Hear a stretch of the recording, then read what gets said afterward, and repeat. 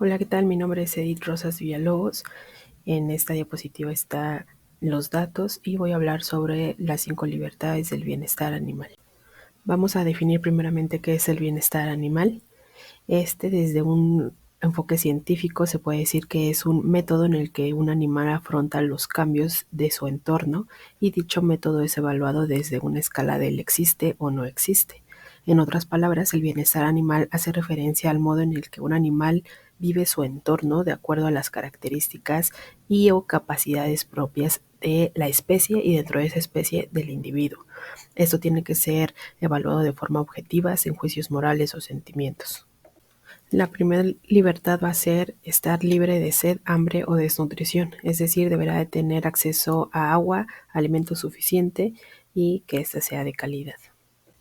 También este alimento deberá de ser adecuado para cada especie, no es lo mismo para las vacas, para un hámster, para un conejo, para un perro. Entonces el alimento debe de ser fresco, debe de estar en buenas condiciones y también el agua, así como los recipientes en donde se les den estos alimentos. La segunda libertad es estar libre de incomodidades, es decir, tiene que tener una adecuada protección, refugio y un resguardo. No necesariamente tiene que ser lujoso o costoso, sino con que lo cubra y el animal esté bien, precisamente para que no pase lo de la tercera imagen. Con eso ya se cumple la segunda libertad. La tercera libertad es que esté libre de dolor y enfermedad. Para esto, pues se debe de tener una adecuada prevención, visitas al veterinario, vacunas, diagnósticos y si es que llega a presentarse alguna enfermedad, entonces tener un correcto tratamiento para ese padecimiento y poder erradicarlo si es posible. La cuarta libertad es libertad de expresión, es decir, debe tener condiciones adecuadas, tanto espacio y recursos suficientes, de acuerdo a la especie y de acuerdo a esos organismos, para permitir la manifestación de conductas normales y propias de cada especie. No va a ser el mismo espacio o el mismo hábitat que tenga que tener una gallina a una tortuga o a los perros, y dentro de esa especie cómo se expresan cada uno de esos individuos de la misma especie.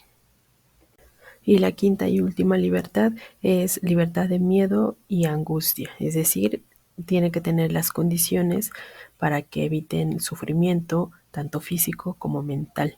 Esto es que deben de estar en condiciones adecuadas y bueno, principalmente que no tengan ese miedo a las personas, al humano, y que si son animales de comercio tengan esa vida digna hasta donde pues tenga que ser ese ciclo, pero sin sufrir y sin tener miedo alguno. Entonces el bienestar animal es un tema internacional, un tema global, porque está estrechamente ligado a la salud pública, la salud humana. Nos conviene y nos tiene que importar que los animales estén bien, porque de ellos también va a depender nuestra salud. Entonces, en conclusión, el bienestar animal son todas esas capacidades que tiene una especie y un organismo dentro de esa especie de integrarse o de adaptarse a su medio. Sin embargo, no necesariamente lo tiene que hacer. No por tener todos estos recursos significa, o por cumplir todas estas libertades, las 5, no significa que ya lo tenga que lograr y que en automático vaya a sobresalir ese organismo. Incluso si tiene cumplió estas 5 libertades, el organismo puede fracasar. Entonces, no es un sentir, no es un tema de sentimientos. El bienestar animal es ciencia, está con base en el método científico y una gran incógnita que resulta aquí es que se debe de saber para evaluar el bienestar animal. Como les dije durante todo el video, entonces es dependiendo de la especie, aunque suene muy concepto de biólogos. Para evaluar el bienestar animal tenemos que saber, conocer y analizar las diferentes necesidades de las diferentes especies. Y ya que sepamos las necesidades de esa especie a tratar, vamos a necesitar también entender las necesidades que tenga los organismos, cada uno de esos organismos, cada uno de esos individuos de esa especie o de cada una de esas especies, porque aunque sea la misma especie, los individuos son diferentes. Entonces, eso es lo importante.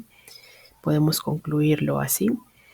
Y bueno, entonces esto sería todo de mi parte. Gracias y enseguida viene la bibliografía consultada. Gracias.